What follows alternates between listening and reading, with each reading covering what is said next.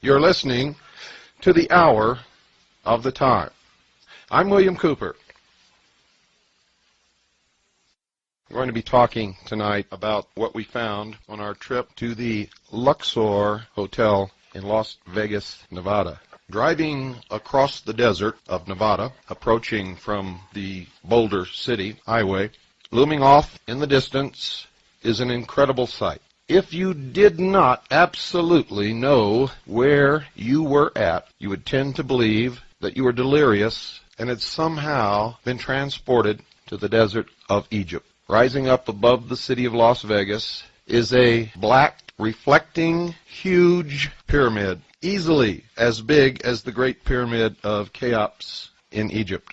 On the top of this pyramid is a crystal capstone, or what appears or looks like crystal capstone, reflecting the sunlight in every direction. If you've ever looked at a polished piece of black obsidian volcanic glass, that might give you some idea of what the surface of this pyramid looks like. As you travel closer along the highway, you begin to see looming up in front of the pyramid an exact replica of the Sphinx. And in front of the Sphinx, towering approximately 150 feet in the air, the phallus of Osiris, an obelisk, for those of you who have not followed our series on the mysteries. And if you don't know what an obelisk is, I'm sure you're acquainted with the Washington Monument. The sight is absolutely awe-inspiring.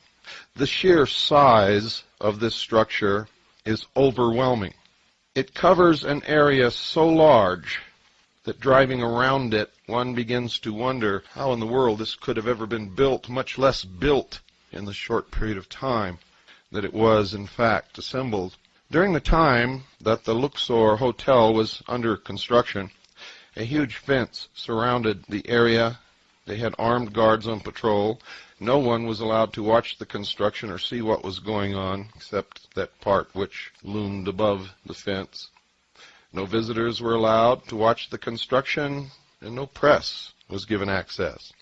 When we first drove to the Luxor, went around this huge, tremendous complex upon which this hotel sits, and then finally went across the street, parked the car, put our press passes on the front of our garments, got out with our video cameras.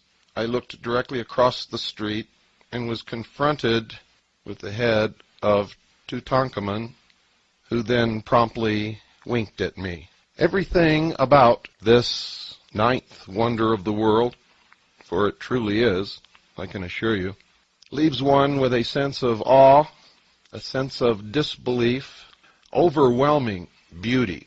It is, in fact, beautiful beyond description. What I'm trying to do here is convey to you what I saw, and there are not words enough to do it. Now, if you've listened to our series on Mystery Babylon, you know that the Egyptian pyramids were never tombs. They were not burial places or crypts for the bodies of kings or queens or anyone else. They were temples, great temples of the mystery religion, and they functioned for the purpose of initiation. I can assure you that the Luxor Hotel in Las Vegas is a temple of initiation for the masses, the millions upon millions of people who visit that city each year. Probably billions. Not just from America, but primarily from America, but also from around the world. For every single bit of symbolism connected with the mysteries is built into this hotel, beginning with the obelisk, which represents the generative force, the Sphinx, which is to remind mankind that he is, after all, only an animal, you can think, and therefore is always engaged in this constant battle between the animal and the intellect. And then the great temple of initiation, the pyramid, this one with capstone intact, crystalline in nature, representing, as the sun reflects and glints off of every faceted side of it, representing the all-seeing eye. To give you some idea of the size of this structure, inside the building on the ground floor, 9 Boeing 747s would fit comfortably with no crowding and no problem. 9 Boeing 747, and those are the huge passenger jets. 9. Inside the building there is an obelisk which begins at the lowest floor, which is below the ground floor actually. Begins on the lowest floor, comes up through the casino onto the upper deck and points directly at the center apex, the zenith of the pyramid, is another obelisk.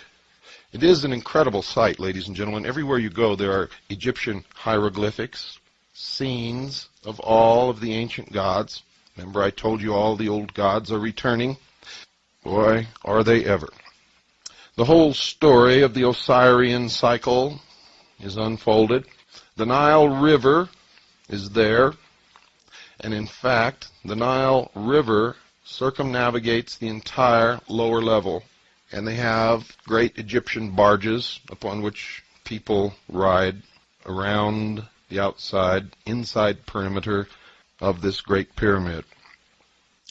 The rooms are all built into the outer walls. There are no rooms inside the walls. They are in the walls of the pyramid, and each floor is on a level that juts out above the floor below it all the way up. The elevators are inclinators, and they travel up to the different floors. 4 elevators are inclinators, one at each corner of the pyramid. The space inside this building is awesome. It's overwhelming. As you travel up the escalator and walk down the steps into what appears to be a city within a pyramid, in the midst of which is this huge obelisk pointing toward the apex above. Lasers of different colors flash and cross the air in front and around and over you everywhere you go.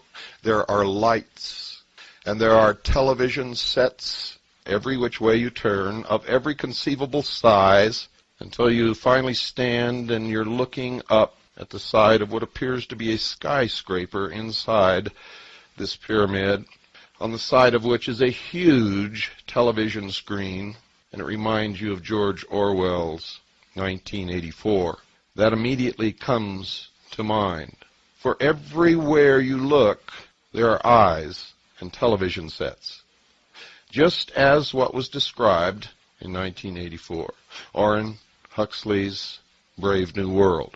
There is no doubt whatsoever that the people who built this resort hotel were not only well versed in the mysteries, but were experts, are experts in the mysteries. They understood everything. There is a 3-chapter episode consisting of 3 different rides or experiences, whatever you want to call it, called The Search for the Obelisk. And everywhere there are screens giving you little previews of these 3 different episodes or chapters. And you need 3 different places to go to experience this over a period of time. And they are urging you to come join the quest. If you read my book, and if you've paid attention during the Mystery Series broadcasts of the Hour of the Time, you know that at the heart and soul of all of what's happening in the world is the order of the quest. Benjamin Franklin talked about the order of the quest. He, in all actuality, was a member of the Order of the Quest. He was also a Freemason. He was also the Grand Master of the Lodge of 9 Muses. Thomas Jefferson was a member of this Order of the Quest, as was George Washington and just about every one of our forefathers. Come join the quest. It's all about the discovery, 12,000 feet below the desert, of an ancient ruin, of an ancient civilization, where they find levitating craft. Does that sound familiar? Any connection here with UFOs? Any connection with Hitler's belief that the Aryan race represented the survivors of a lost civilization, far advanced beyond what we are now. And that in this ruin, also this rings of the tails of the inner earth, in this ruin they supposedly found a crystal obelisk, which was stolen, by the way, by a Dr. Osiris, who now holds the key to the future of the earth and mankind. And everywhere you look are these plaques or emblems of the enlightened society for global transformation. The enlightened society for global transformation. You can stop and get a burger and a Coke or a beer, or whatever you want, in fact, at the Millennium Cafe. I found it at first to be difficult to understand what was going on around me and to, in fact, keep from bumping into people because everyone was so preoccupied with looking up or looking behind them that we were all constantly bumping into each other. Men, women, children, didn't matter. Temples, emblems of the snake were everywhere. Now, on that first day, I very wisely retreated to get my wits about me. I took a little bit of information with me. Did not do any filming, except from across the street. We filmed the whole outside of the hotel. Nothing inside at that point. Because, to tell you the truth, we were a little overwhelmed and didn't quite know where to start. I wondered how in the world this had come about. I found out through asking questions that the hotel and the grounds, the complex, the Sphinx, the obelisk, everything had cost $400 million. Paid for in cash, not one penny was taken out in loan to build this hotel. Now, if you ever had dreams of going to Las Vegas to win your fortune, I would suggest you take those dreams, put them in an iron box, lock them up, and throw them in the deepest river that you can find. For that $400 million, ladies and gentlemen, represents only the Luxor Hotel, and it came out of the pockets of all of the visitors to Las Vegas who had visited these hotel casinos. The Circus Hotel Casino, the Excalibur Hotel Casino, the Slots of Fun Casino and Silver City Casino, the Circus Hotel Casino in Reno, Nevada, the Colorado Bell Hotel Casino in Laughlin, and the Edgewater Hotel Casino in Laughlin. For it is the group that owns this conglomerate of hotels that built the Luxor. And it became no surprise to me to find out that it was Circus, which had also built the Excalibur Hotel. Now, if you listen to our series on the mysteries, you know that the Roman circus was built to take the attention of the people away from the emperor, to give them the games to quench their thirst for blood and excitement, so that when they went home at night they were exhausted and didn't feel like rebelling. And it served the emperor well for hundreds of years. So they built the Circus Hotel in Las Vegas, and then they built the Slots of Fun Casino, the Circus Hotel Casino in Reno, the Colorado Bell Hotel Casino in Laughlin, the Edgewater Hotel Casino in Laughlin, and then they went back to their theme and built the Excalibur Hotel in Las Vegas, which has to do all about the legend of King Arthur and the search for the Holy Grail, another quest. The Holy Grail and the mysteries has nothing to do with the cup that Jesus drank out of at the Last Supper. The Holy Grail and the mysteries, in fact, represents the bloodline of the house of David. Those believed by the mysteries to have the divine right to rule. I've said this many, many times before. I will say it again. Whoever rules the world in the New World Order will lay claim to the ancestry of the house of David. And then the Luxor, the ultimate temple of initiation that has ever been built throughout history. The shows that you go to in this hotel are beyond description, and you'll have to wait until you can get a chance to visit the Luxor, and I advise you all to do it. You will see verification in front of you everywhere you turn of everything that I've ever told you on this broadcast about the mystery religion of Babylon. It's all there. Nothing has been left out. As you go from show to show, you are indoctrinated slowly into the mysteries. You are told that if mankind does not change now, that the future will be bleak, if not non-existent, for mankind upon this earth. Everywhere you hear the phrase repeated, now is the time, now is the time, now is the time. The same phrase that kicked off the French Revolution and the Bolshevik Revolution is now being heard in America.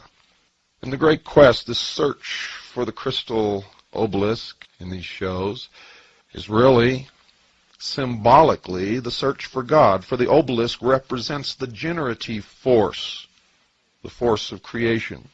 It makes things happen, gets things done. And what you ultimately discover, and by the way, the discovery, as far as I could see, was only made by a few, is that there is no God, man is God. That's the theme, and that's what you learn if you're paying attention. Most people that I saw were completely baffled. They had no idea what they were going through and couldn't even figure out the story. And that was amazing. It's amazing, it's entertaining, and it's very, very sad to watch sheeple trying to deal with this great esoteric religion that's all around them and not understanding one single piece of it. I saw it everywhere I went. People would come out of the first episode scratching their head and looking around and wondering what it was all about, what happened here, it was a fun ride. And I got to tell you, folks, the ride on that first episode, well, I can't describe it. I will tell you this. You've never been on a ride like it in your life. I can guarantee you that. It is virtual reality. And by the way, they have a virtual land there where you can pilot an F-14 Tomcat if you want. And I mean, when it goes up, you go up. If you do a flip, if it does a flip, you do a flip. And you're in that cockpit, and you take off, and you land, or you crash, or you go straight up until you stall and fall back down to the earth. This is an incredible place. When I did the episode, when I explained to you the meaning of 2001, in that movie there was an obelisk, a monolith, a stone, black, remember? Smooth, shiny, everything was reflected in it. And remember when the astronaut went out to investigate it, he couldn't find an opening and finally pulled up a piece of it, looked inside, and there was another universe. Well, I got news for you, folks. That stone makes up, on the inside, a huge monolith, just like in the movie 2001, perfectly polished, as black could ever possibly be in your wildest, darkest nightmares. And it reflects everything that goes on. All of the lights and the laser beams that are flashing through the air are all reflected in this shiny, polished, smooth black stone. It resembles the stone in the meditation room of the United Nations. What you're hearing tonight, ladies and gentlemen, is the indoctrination of the masses, the sheeple, into the exoteric meaning. Not the esoteric, mind you. Only those of us who have been studying that for many years really understand what we're looking at. But the public is being prepared for the New World religion. Make no mistake about that. And we all must prepare for what's coming. For what is coming, for many of us, is not going to be good. Many people will embrace the New World Order and the New World religion. They will not have to think anymore. They will not have to be responsible. Of course, they will have no freedoms. But Daddy will take care of them. Their every need will be furnished as long as they do what they're told, when they're told, how they're told, and worship the God that they're told to worship. Those people will be happy, but many of us will not be happy under those circumstances, and we need to prepare ourselves for the hardships and the trauma that is coming. And as sure as I'm speaking to you tonight, it is coming. A visit to the Luxor Hotel will bring this home to you quickly, quicker than anything that I can think of. And when you see the Excalibur right next door, and down the street the Circus, all built by the same people, and all right out of the control mechanism of the ancient mystery religions of Babylon. When you go down to the lower level, the murals of Egyptian life cover the entire walls of this stairwell, which also, by the way, has escalators. It goes down to the base of the obelisk, which goes up through several floors and then up into the center of this great pyramid and points directly to the apex. At one point I was watching the laser light show when all of a sudden a small port opened in the apex of the pyramid and a pure shaft of light connected with the tip of the obelisk. And a chill went right up my spine and the hair stood up on the back of my neck. And I felt this terrible fear in my belly, knowing that these people are not playing games. I was even more taken aback when all those standing around who had witnessed this laughed and giggled and pointed and thought this was just another wonderful part of the entertainment, having no conception of what they were witnessing. Luxor, by the way, means the source of light. When I went down into the very lowest level, there is a shop there called The Source, with all kinds of Egyptian paraphernalia, books on the translation of the different hieroglyphics and papyrus that have been found throughout Egypt, on the monuments, in the tombs, on the pyramids, the translations of the different stelae, including the Metternich stele, which the stele group is named after. Next to that is a museum. There's a complete reproduction of Tutankhamun's tomb. Then I began to see these photographs of dancing girls and men in chariots, and these were photographs. These were not paintings or prints. These were photographs. And then I saw double doors above which the words theater was displayed. Again, pinned on my press pass, went through those doors, and down in the bowels of this huge, gigantic pyramid was a recreation of the Roman circus. And at night they have huge pageants. The one that's advertised is called the Winds of the Gods. The Winds of the Gods. And at one point, the wall of this huge, tremendous circus, in which you could place a football field, opens up, and they create the Nile River running through this auditorium. Everywhere there are people who will answer your questions, and if you take the boat ride on the tour of the Nile, you will see recreations of all the great monoliths of Egypt, and they will tell you the story of the Osirian cycle, of Nut and her children, Isis and Nephthys, Osiris and Set. And at one point you will see the guardian of the secrets of the universe displayed upon the wall. If you don't look up high, you won't see it. The only other place you see it is in the first episode of The Search for the Obelisk. This creature has the exact same facial characteristics and the exact same eyes as the supposedly alien creature on the cover of Whitley Strieber's book, Communion. I told you, actually years ago, when I first began my lecture tours, and all during these radio broadcasts, that all of these things are tied together. They are linked, just as your toe is linked to your head. You may look at your toe and say, that's a toe, it has nothing to do with my head, until you try to cut it off, and then you will find very quickly that it has everything to do with your head. You cannot separate the UFO phenomenon or the stories about aliens visiting the earth from the New World Order or from the mystery religions or from Las Vegas any more than you can separate your toe from your head without understanding at that point that you made a big mistake. In the Luxor, you can see all of this come together. It comes together very well. You might want to go out and get the latest issue of Time magazine, the January 10th, 1994 issue of Time magazine. That's the January 10th, 1994 issue of Time magazine. On the cover, you will see what I'm talking about. Now, one of the things that I noticed inside the Luxor Hotel is that this could be the city of the future. People could live, work, eat, sleep, be entertained, be born and die, all within that pyramid. All within that pyramid. Something else was going on, ladies and gentlemen, that was insidious in nature. Remember, I told you this is a temple of initiation into the new world religion, the new age religion, into the brave new world, as Aldous Huxley would have called it, and did call it in his book. It came a decade late for George Orwell, but nevertheless it is the same. People are herded like cattle through these things that they pay to see. They're treated like stupid sheeple.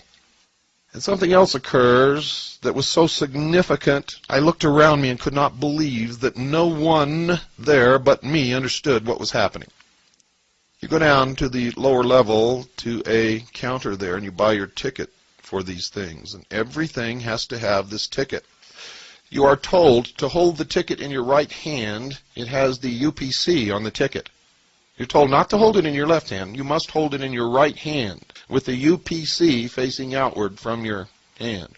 Every time you go into one of these events, one of these rides on the Nile River ride or the 3 episodes or anything, there's a scanner under which you are told to pass your hand, and it reads the UPC code on the ticket. There is an attendant standing there. They will not take your ticket and pass it under the scanner for you. You are to do that. It is a form of indoctrination, getting you used to passing your hand under a scanner to get something in return. It is a Pavlovian conditioning. You do it enough, you think nothing of it. And eventually that ticket will disappear, and whatever is being scanned will be in your hand. You see, even when you have trouble and you're not holding the ticket right, they tell you to pass it again, do it again, do it again, do it again, try it again. Only when it becomes obvious that people behind are getting very upset with you holding up the line will the attendant take the ticket and pass it under the scanner for you. For this is a form of conditioning, and you cannot be conditioned if they do it for you. Everything in the Luxor Hotel is an indication of what is to come. Everything.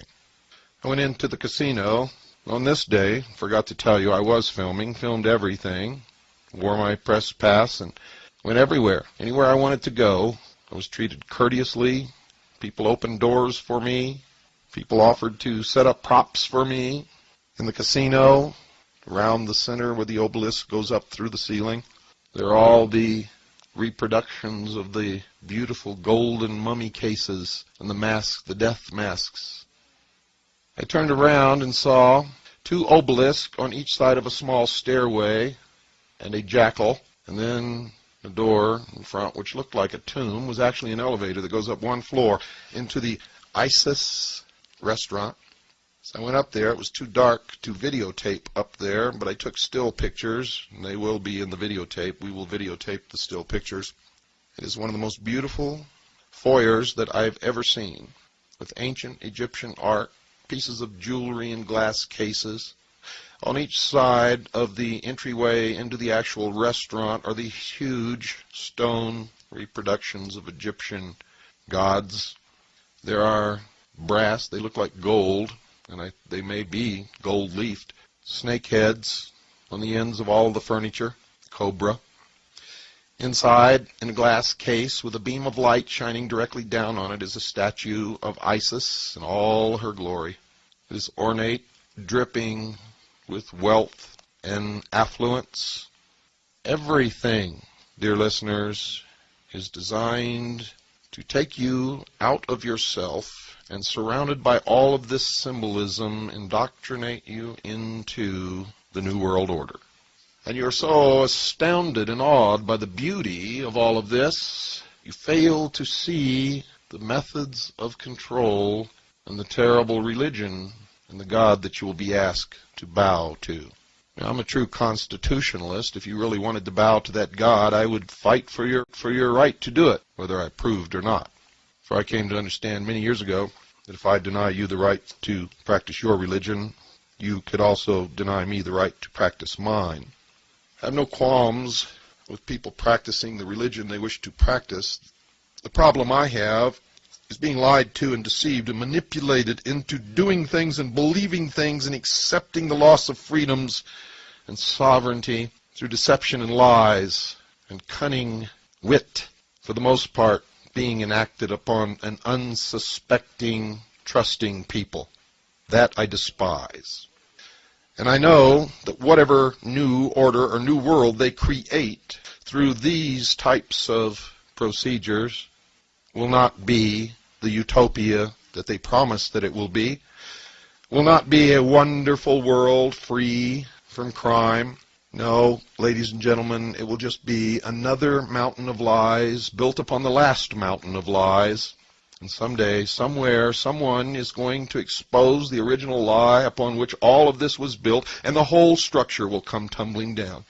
I hope that the hour of the time is functioning in some way toward that end. Only you know the answer to that. I am constantly amazed that all of this is flaunted in front of the people. You see, it's all out in the open now for anyone who cares to look, and from our research we found that it's never really been hidden during this century. Of course, the manipulations are built upon masterful lies. But if you want to do the research and look, you can always find the truth behind the lie because it's not hidden. The way that they've been able to get away with all of these things is very simply, they believe, and in most instances they're right, that most people don't want to think for themselves and will never look. Therefore, they don't even hide anything. That's a shame. It is, in fact, an indictment of all of the American people and the people of the world. It's always been my hope to be able to wake the sheeple so that they become real people whom we can then empower to save the penultimate achievement of all of mankind, and that is the document that for the first time in the history of the world truly set man free, gave him the greatest opportunity, and created the greatest civilization, the greatest nation that's ever existed upon the face of this earth, and now everyone is willing to flush it down the toilet, literally, and step back into slavery. Why? At night, the Luxor lives up to its name and is truly the source of light. As darkness falls, and they turn on the mechanism at the apex of the pyramid, the brightest light I have ever seen in my life, or that anyone on this earth has ever seen, besides the sun, shines up through the center of the crystalline capstone, and a pure white beam of light, a shaft of light, reaches up into space, and it is one of only two natural man-made structures that can be seen from space. One is the Great Wall of China, and the other is the Luxor light. On a clear night with a dust-free atmosphere, the light can be seen as far away as Los Angeles and Phoenix, Arizona. It is truly awe-inspiring. Photographs of it are awe-inspiring. Never mind being there in person, just looking at a photograph of it will take your breath away as you realize that the light is so strong that on a clear night in clear air with no dust and no smog and no smoke, you can still see the beam of light as if it's a column, a translucent column reaching far out into space. Good night, and God bless you all.